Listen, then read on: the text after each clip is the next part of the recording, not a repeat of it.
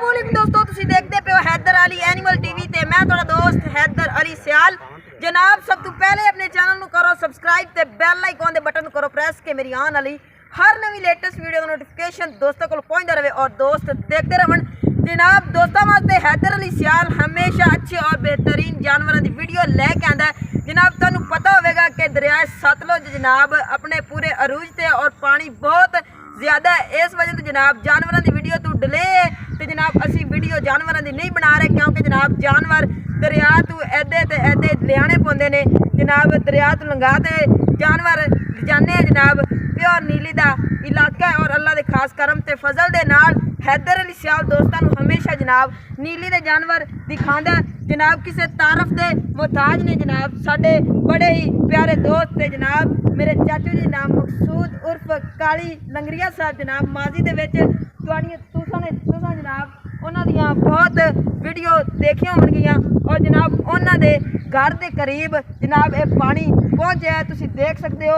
यह जनाब उन्होंने फार्म वगैरह है जिन्हें ते तुसी देखते होवोगे बैकग्राउंड ते वीडियो दी ते जनाब बाकी आपां सारियां गल्लां जनाब चाचू जी उन्हां कोलों पुछ लैने कि वह जनाब सतलुज दरिया के बारे की कहना चाहते हैं, कितना नुकसान होया और जनाब कोई रेस्क्यू की टीम पहुंची कि नहीं पहुंची। अस्सलाम वालेकुम जनाब, थोड़ा जिहा उच्ची बोलना है कि क्योंकि जनाब अपने को मैक को नहीं है तो आवाज़ जी है ना जनाब क्लीयर आनी चाहिए। की कहना चाहते हैं जनाब, कितना तुहाडा नुकसान होया तो कोई रेस्क्यू की टीम पहुंची है या नहीं पहुंची। अस्सलाम वालेकुम सर, सरफराज अहमद बोल रहे हैं जी सर। असी ये दरिया सतलुज बिल्कुल किनारे बैठे हैं जी, बिल्कुल दोस्तों को पता नजर आ रहा है जी।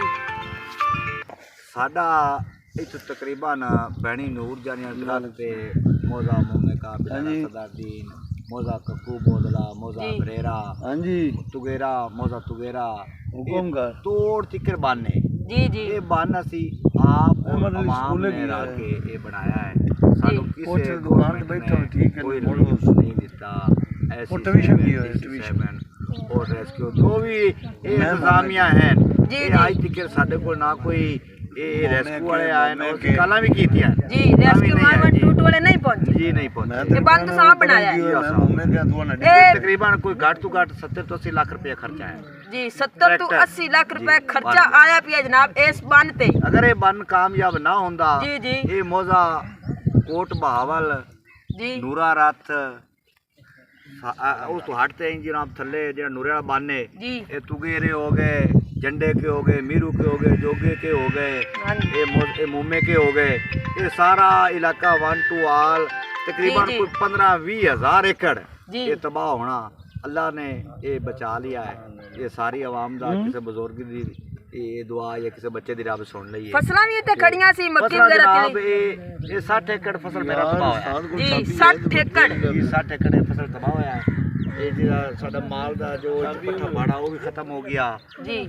इत्थों असी 60 एकड़ ये एक घर दा 60 एकड़ साडा है लेकिन अगर 8 मुरब्बे ते कई एकड़ हैं बहुत ज्यादा नुकसान होया दे और अगर मियां सालम का रात दा रकबा आ गया, सलीम खान दा आ गया ਉਹਦੇ ਦੀ ਗੱਲ ਇੱਕ ਬੜਾ ਜ਼ਿਆਦਾ ਫਸਲ ਦਾ ਨੁਕਸਾਨ ਹੋਇਆ ਹੈ ਜੀ। ਇਹ ਜਿਹੜਾ ਬੰਨ ਲੰਗਰੀਆਂ ਨਾਲ ਟੁੱਟਾ ਨਾ ਸਾਡਾ ਜੀ, ਇਸ ਬੰਨ ਦੇ ਟੁੱਟਣ ਨਾਲ ਜੀ ਤਕਰੀਬਨ 2500 ਏਕੜ ਦੇ ਉੱਤੇ ਇੱਕ ਘੰਟੇ ਦੇ ਵਿੱਚ ਪਾਣੀ ਲੱਗਾ ਹੈ जी ਕਈ ਘਰ ਵਿਚਾਰੇ ਵਿੱਚ ਬੜੇ ਪਏ ਮੈਂ ਵਾਲੀ ਬਣੀ ਵਿੱਚ ਬੜੀ ਪਈ ਹੈ ਔਰ ਮੀਆਂ ਜੇ ਜੋਏ ਕਾ ਰਕਬਾ ਤੇ ਉਹਨਾਂ ਦੇ ਘਰ ਜੋ ਇੱਥੇ ਆ ਡੇਰੇ ਡੂਰੇ ਉਹ ਸਾਰੇ ਇਹ ਪਾਣੀ ਦੇ घेरे 'ਚ।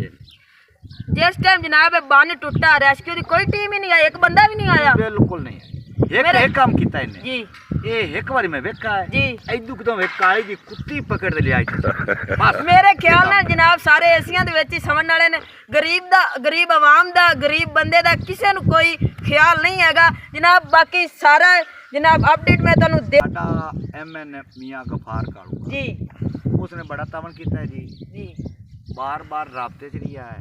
अच्छा उस ये गल भी की है जे अगर तुहानूं कोई मामला दसो मैं आना हाँ जी उस एक दो ट्रैक्टर चार भी गलायन और पैसे भी गलायन मुहब्बत है जी उन्हां दी मुहब्बत सानू सिर्फ तो सिर्फ सहूलत दी है तो साडे MN मियां अब्दुल गफार कालू के ने जी जनाब उन्हां दी मुहब्बत है जनाब गुजारा है और असी हर दम उन्हां दे नाल जी। उम्मीद है कि जनाब तुहानूं मेरी आज दी वीडियो पसंद आई होगी। अगली वीडियो वेखण वास्ते चैनल नूं सबसक्राइब करो। पाकिस्तान जिंदाबाद, पाक आर्मी हमेशा जिंदाबाद।